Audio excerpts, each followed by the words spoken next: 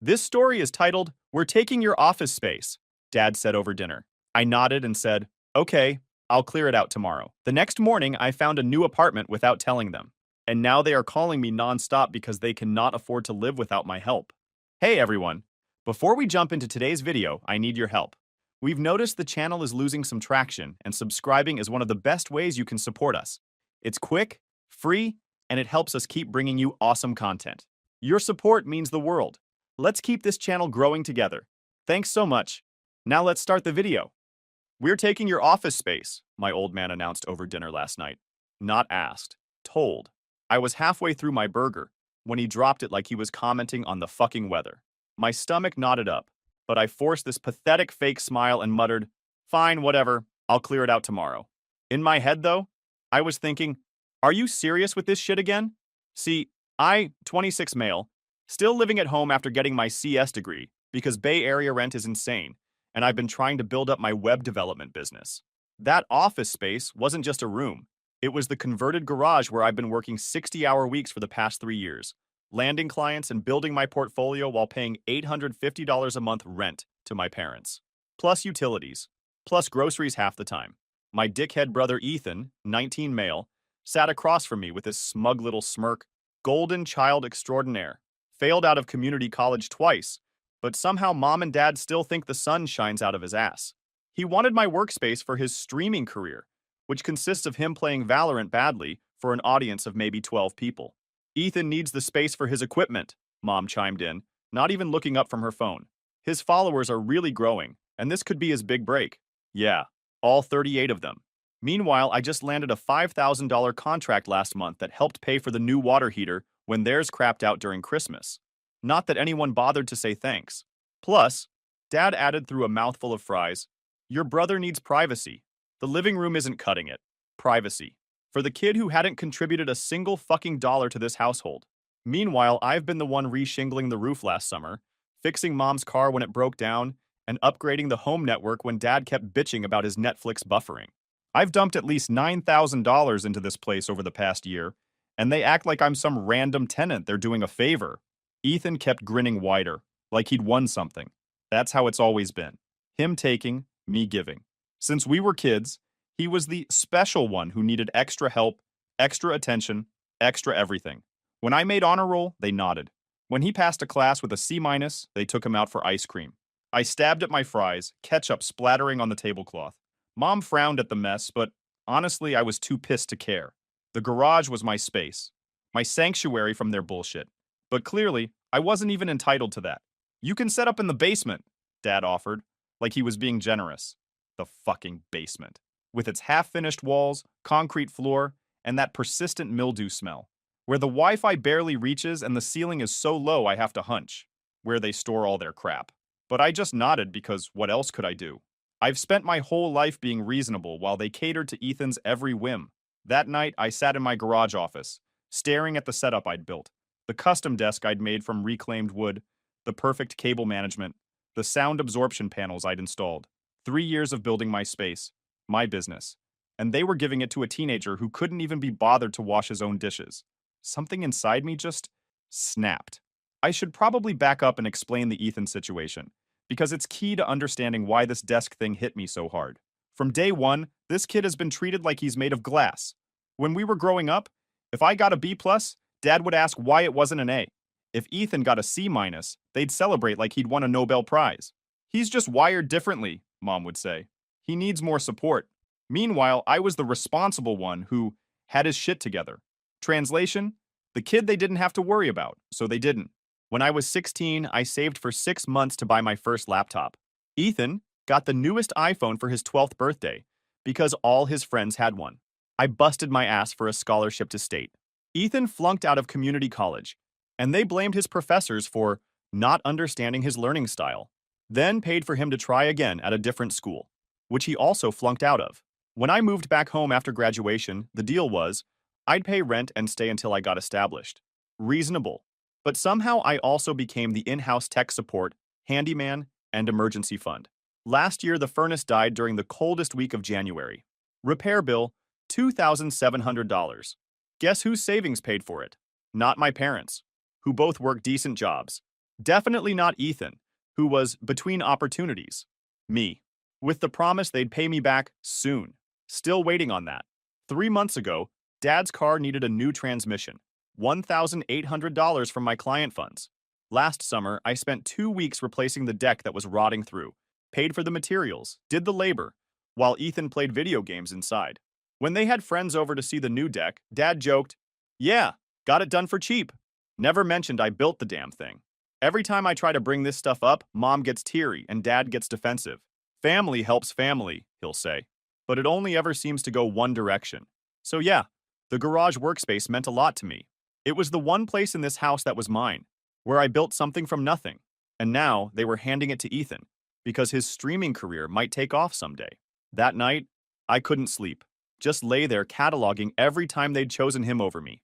Every time they'd taken from me to give to him. Every time I'd swallowed my anger and played along. Not anymore. The next morning, I skipped the usual family breakfast.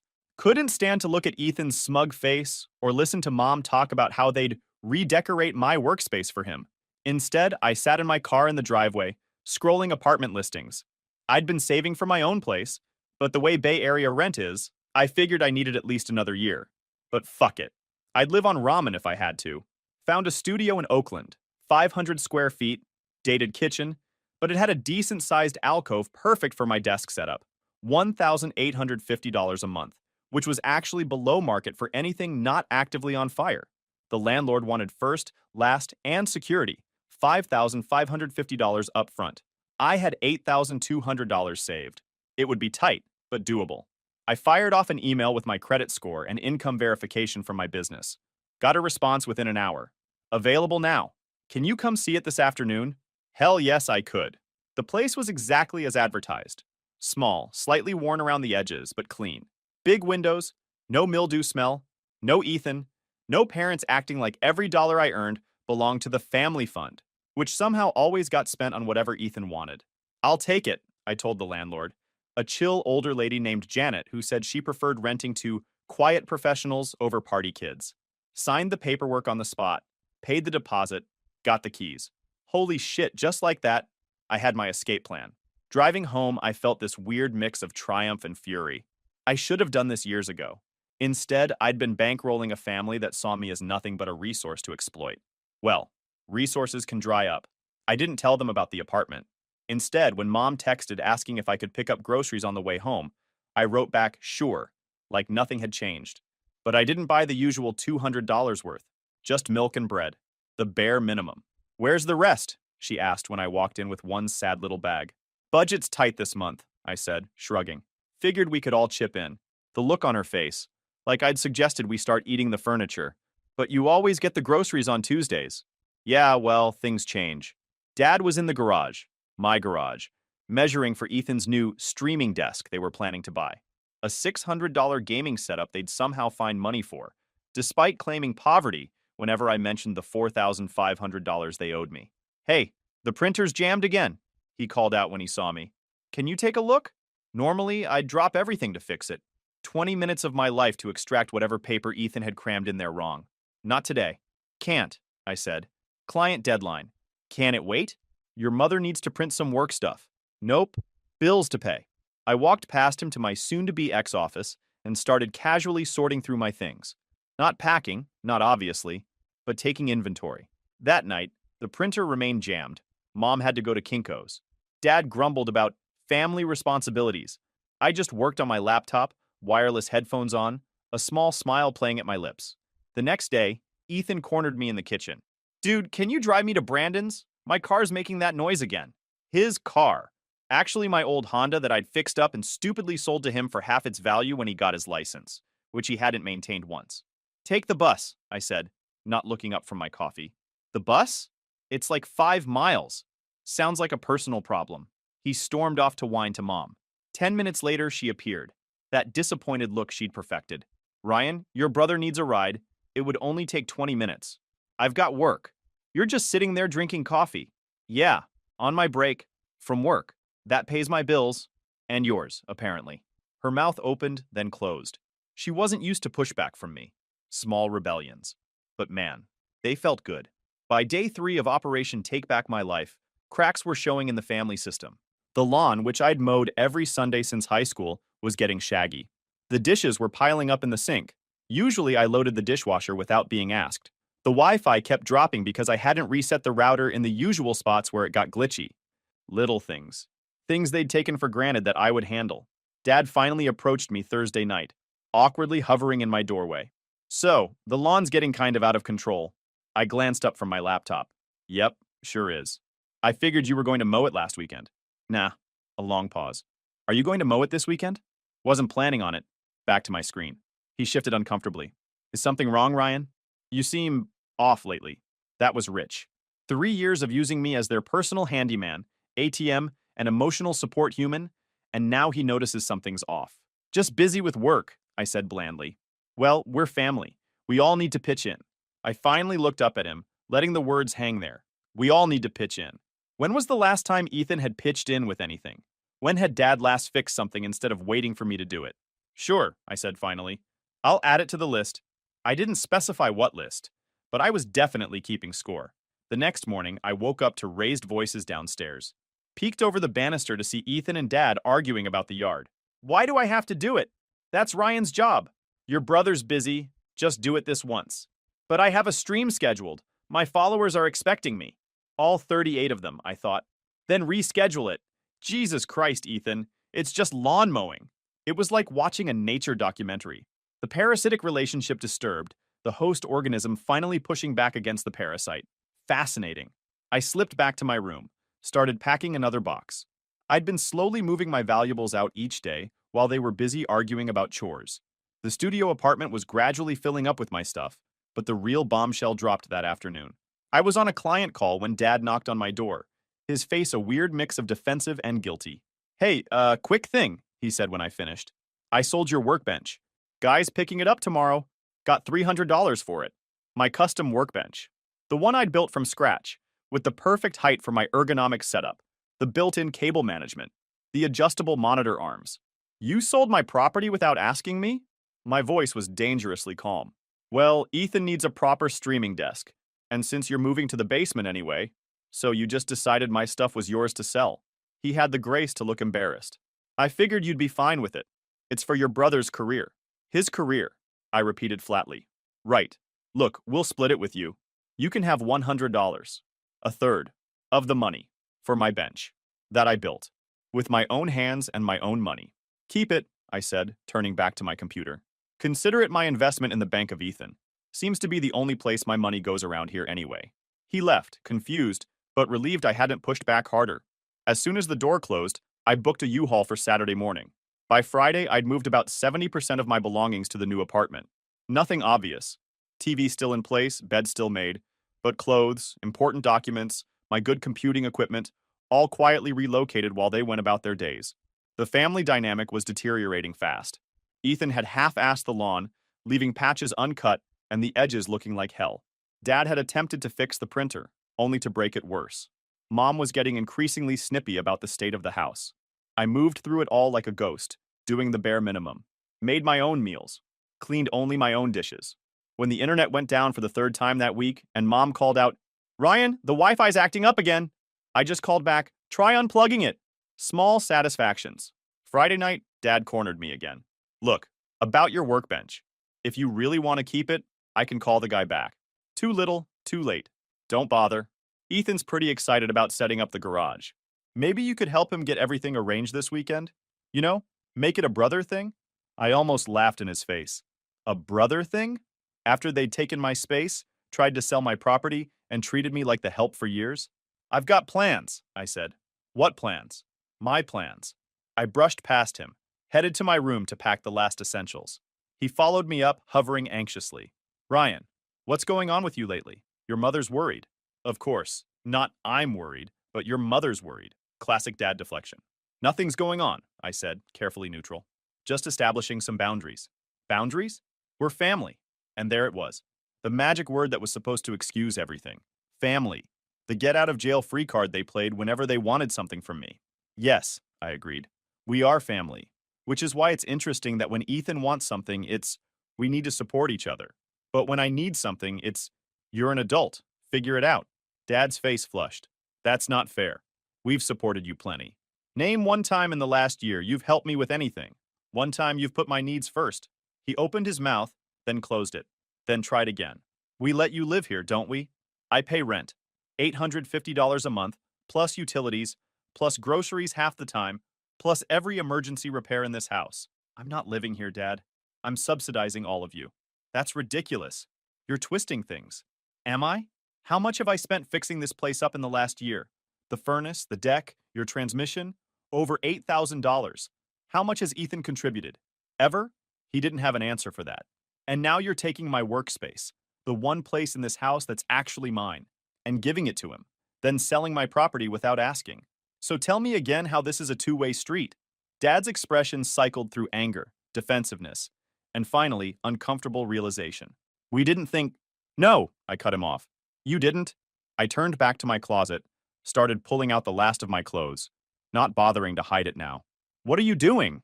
Dad asked, his voice suddenly uncertain. Packing. For what? I stopped, looked him dead in the eye. I'm moving out. Tomorrow. The shock on his face would have been comical if it wasn't so pathetic. Moving out? Where? Why didn't you tell us? Signed a lease last week, and I'm telling you now. But the basement. We figured that I'd keep bankrolling this household while you guys kept taking? Yeah, that was the plan, wasn't it? He didn't deny it, which told me everything. Ryan, let's talk about this. Your mother will be upset. I'm sure she will be. The ATM is leaving. He left, shell-shocked, and I heard the murmur of urgent voices downstairs. I kept packing, methodical and calm. The storm was coming, and for once, I wasn't going to be the one cleaning up after it. Saturday morning, U-Haul parked conspicuously in the driveway, me carrying out the last of my boxes while the family watched in various states of distress. Mom was crying, of course, her go-to manipulation tactic. I don't understand why you're doing this. Why not talk to us first? Like you talked to me before deciding to take my workspace. I loaded another box, not breaking rhythm. That's different. Ethan needed. Ethan always needs. Ethan always gets. I'm just finally taking myself out of the equation. Dad was alternating between anger and bargaining. This is childish, Ryan. Running away because you didn't get your way. Not running away, I corrected, hefting my computer tower into the truck. Moving on. There's a difference. Ethan was sulking on the porch, his future streaming career suddenly in jeopardy, without me there to set up his equipment and troubleshoot his technical problems. What about my desk? He whined. Dad already sold yours. Sounds like a you problem, I replied, echoing his own favorite phrase back at him. Mom followed me back into the house, still sniffling. I just don't understand where this is coming from. We're family. I stopped, set down the box I was carrying, and faced her directly. Let me make it crystal clear then. I walked to the kitchen, grabbed a marker from the drawer, and a piece of paper from the printer they still hadn't fixed. In large letters, I wrote, Ryan's contributions. Last 12 months. Rent paid, $10,200. Utilities, approximately $1,800. Groceries, approximately $4,800. Furnace repair, $2,700.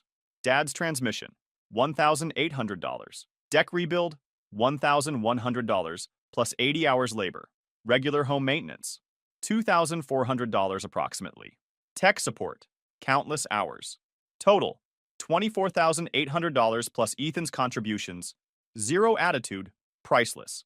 I stuck it to the fridge with a magnet. That's where this is coming from. Mom stared at the list, her tears suddenly drying up. It hasn't been that much. Check my bank statements. I kept records. Dad had wandered in and was reading over her shoulder, his face draining of color. The furnace wasn't that expensive, he protested weakly. $2,700. I have the receipt. You said you'd pay me back when things ease up. That was 11 months ago. They exchanged uncomfortable glances. We've been meaning to, Mom started. Save it, I cut her off. I don't even care about the money anymore. What I care about is that I've been keeping this household afloat for years, and you still treat me like I'm the selfish one when I need something. You still put Ethan first every time, even though he contributes nothing. He's younger, Dad tried. He's still finding his way. He's 19. I was working 2 jobs at 19, paying for my own car, my own phone, my own everything. That's because you were more responsible. Mom's voice trailed off as she realized what she was admitting. Right. I was responsible, so you burdened me with everything. He's irresponsible, so you burden him with nothing. And now, you're genuinely shocked that I'm leaving. I picked up my box again. Ryan, wait, Dad said, his voice no longer angry but genuinely alarmed. Let's figure this out. We can make this right. Too late. I signed a lease, paid the deposit. My name's off the utilities here as of Monday. That landed like a bomb. What do you mean your name's off the utilities? Mom asked. I mean, I've been paying the internet, the streaming services, and half the power bill. I called yesterday and had everything transferred or canceled. You've got about 48 hours to figure out new arrangements. Ethan appeared in the doorway, finally catching on that his comfortable life was about to change dramatically. You can't just leave, he protested. Who's going to fix the printer or the Wi-Fi when it goes down? I couldn't help but laugh. That's your first concern, not how will we pay the bills, but who's going to fix my shit for free? I brushed past him, carried the box to the truck. Mom followed me out, now in full panic mode. Ryan, please. We didn't realize how much you were doing. We can work something out. Your father and I will pay you back. With what money? You guys live paycheck to paycheck. We'll figure it out. Please, just don't do this. I closed the U-Haul's rear door, locked it. I've already done it. I'm not asking for the money back. I'm not even asking for an apology, though that would have been nice. I'm just done being the family ATM. But what about Ethan? She asked, and I almost admired her dedication to keeping him at the center of everything. What about him? He's an adult. Let him get a job. He can't find anything in his field. His field? He's a college dropout who plays video games badly on the internet. That's not a field. Harsh, but true. And long overdue. Dad had stormed back inside, but now reappeared with his wallet. He pulled out 5 20s, his standard emergency cash. Here, he said, thrusting it at me. For the furnace. It's a start. I looked at the money, then back at him. Keep it.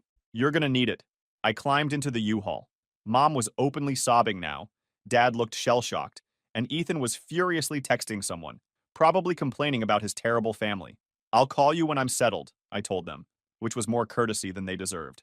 As I pulled away, I glanced in the side mirror. They stood in the driveway looking lost. For the first time in their adult lives, they were going to have to solve their own problems.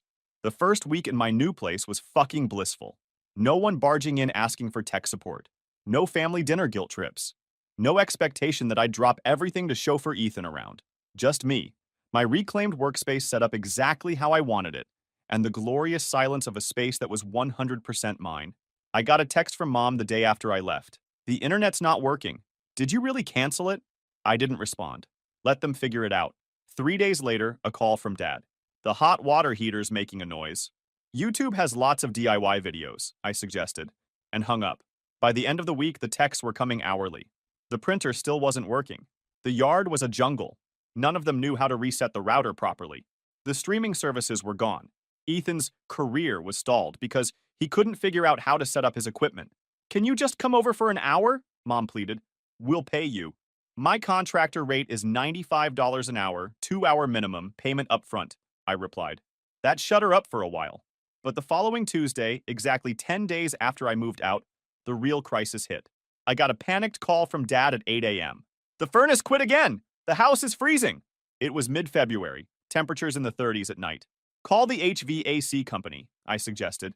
They want $200 just to come out, plus parts and labor. Welcome to home ownership. Ryan, please, we don't have that kind of money right now. Of course they didn't. They'd been counting on me to handle all that. What about the emergency fund? I asked, knowing full well there wasn't one. Your mother had to use it for groceries, he admitted. Translation. They'd been living beyond their means for years, using me as the safety net. That sounds serious, I said, trying to keep the satisfaction from my voice. Maybe Ethan can contribute from his streaming income? The silence on the other end was delicious. He doesn't. That's not really... Dad fumbled. Not really bringing in money yet? Shocking. I let him stew for a moment, then sighed dramatically. Text me the exact error code on the furnace display. I'll see if it's something simple. It wasn't, of course. The igniter had failed, a $95 part plus labor. But I knew it wasn't something they could fix themselves without risking bigger problems. You've got 2 options, I told Dad after researching it. Pay the HVAC company or replace the igniter yourself and risk damaging the control board, which would be another $600 repair. Can't you just come look at it? He almost begged. I'm in the middle of a client project with a deadline, I said, which was true. But tell you what, if you and Ethan want to come by tonight, I'll walk you through ordering the part and show you some YouTube tutorials on how to replace it. There was a long pause. Dad, considering whether his pride was worth suffering in a cold house, What time? He finally asked. 7 p.m. and Dad? Bring Ethan. He should learn this stuff if he's going to keep living there. That night, they both showed up at my door, looking uncomfortable. It was the first time they'd seen my new place. It's nice, Dad offered, looking around at my perfectly arranged studio. My desk, not the one they'd sold, but a new one I'd found on Craigslist and refinished, took pride of place by the window. Thanks. I didn't invite them to sit. Let's talk furnace. I pulled up the manual for their unit, showed them exactly which part they needed, where to order it, and how to install it. I don't think I can do this, Dad admitted, staring at the diagram. I definitely can't, Ethan added, not even bothering to hide his lack of interest. Then you'll need to call the HVAC company. Ryan, please. Dad tried one more time. We really don't have the money right now. Couldn't you just... No, I said firmly. I couldn't. But if you say family, I'm going to close this door right now, I warned him. Family goes both ways. And for years, it's only gone one way with us. He swallowed whatever he was going to say. Look, I softened slightly. I'll make you a deal. I'll come fix the furnace this one time. But in exchange, we're going to have a serious family meeting about finances and responsibilities. All cards on the table. And Ethan starts contributing. Real contributions, not promises. Dad looked relieved. Deal. Absolutely. Ethan frowned. What do you mean, contributing? I mean you get a job. A real one with a paycheck. You pay rent. You do chores without being nagged. You learn how to fix basic household stuff, so it doesn't all fall on Dad now that I'm gone. But my streaming is a hobby, not a career. Not yet, anyway. You can stream on your days off, just like any other hobby. He looked like he wanted to argue, but Dad shot him a warning look. Fine, Ethan muttered. The next day, I went over and fixed their furnace. It took about an hour, start to finish. Then I called a family meeting at the kitchen table. I laid it all out, their actual expenses versus income, the reality of what it would cost to replace all the services I'd been providing for free, and a proposed budget going forward, including $250 per month rent from Ethan. That's not fair, he protested. I don't have any money. That's why you'll get a job, I explained, like I was talking to a toddler. McDonald's is hiring. So is Target. So is every warehouse in the area. Those aren't real jobs. They pay real money. Money you need. Mom looked teary again. Ryan, he's not like you. He struggles with what, exactly? He's not disabled. He's not sick. He's a perfectly healthy 19-year-old who's been allowed to coast because it was easier than holding him accountable. Dad surprisingly backed me up. Your brother's right, Ethan. Things need to change around here. The look of betrayal on Ethan's face was priceless. He wasn't used to Dad taking anyone's side but his. This is bullshit, he declared, standing up. I'm not getting some lame-ass job just because Ryan decided to be a dick about money. Yes, you are, Dad said, his voice firmer than I'd heard it in years. Or you're finding somewhere else to live. Holy shit. Actual parenting happening before my eyes.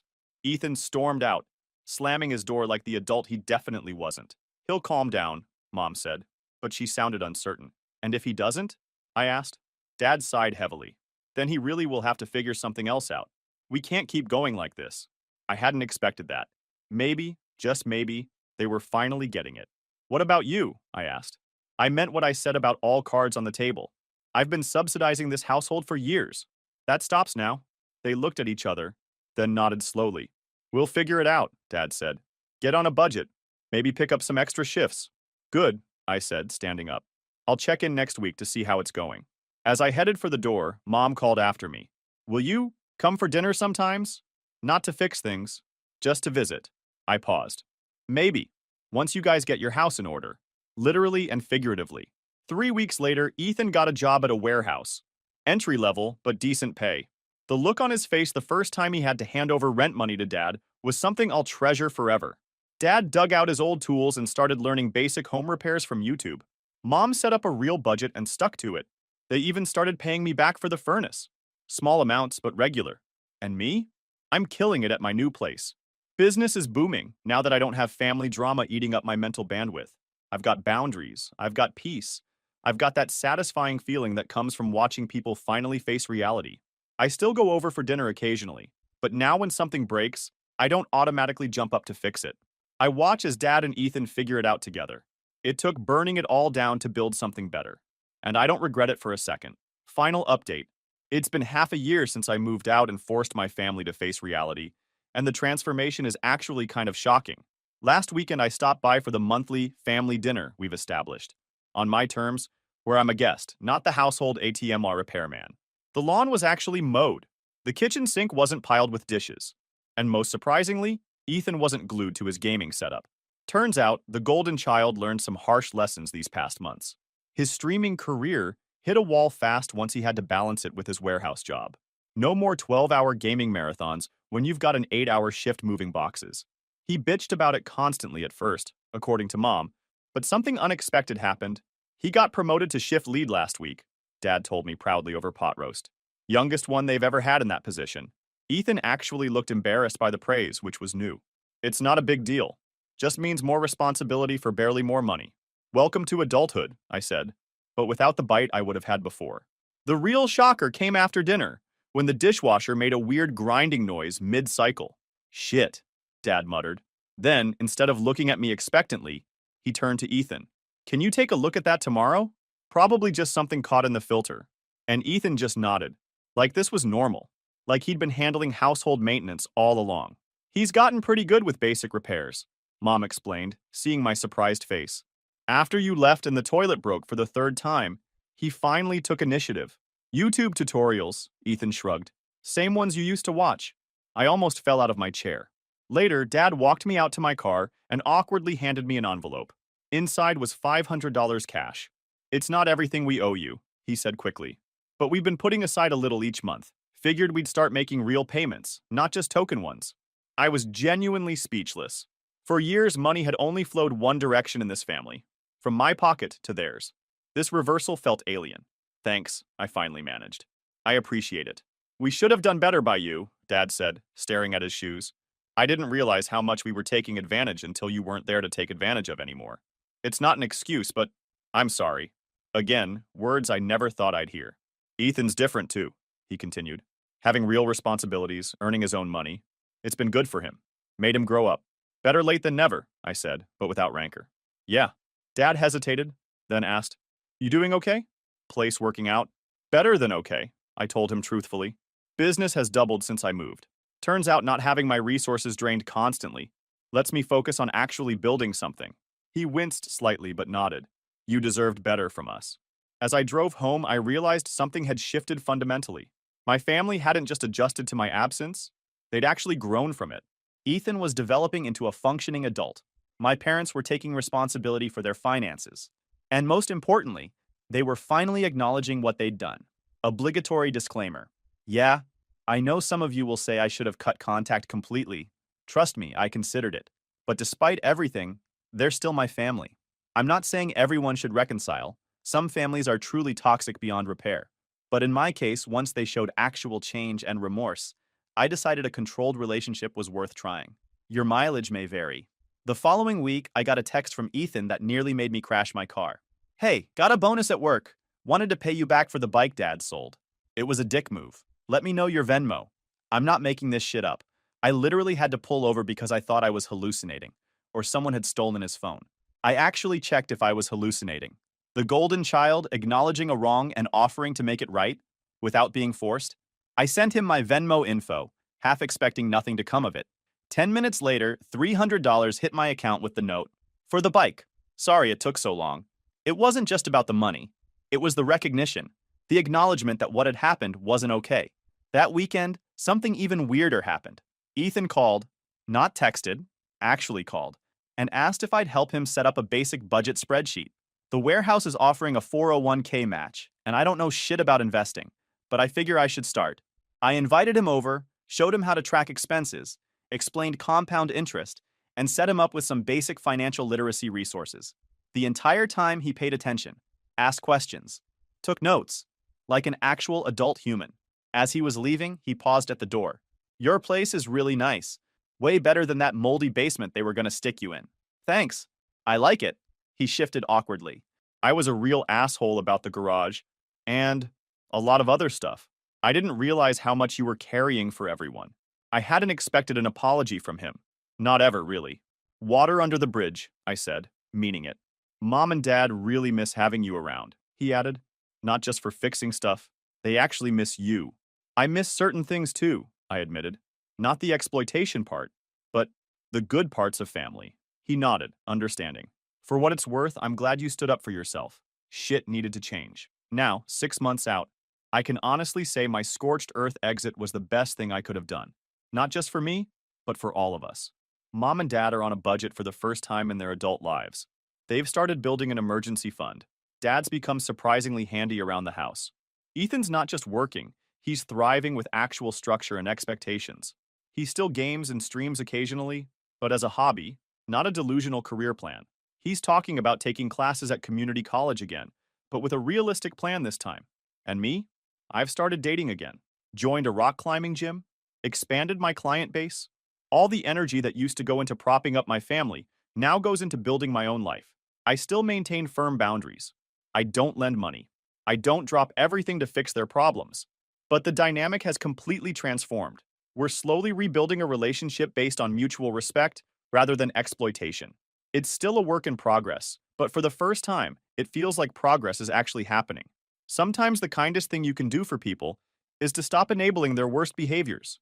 It's messy and painful, but if they're capable of growth at all, they might just thank you for it eventually. My family did, and I never saw that plot twist coming.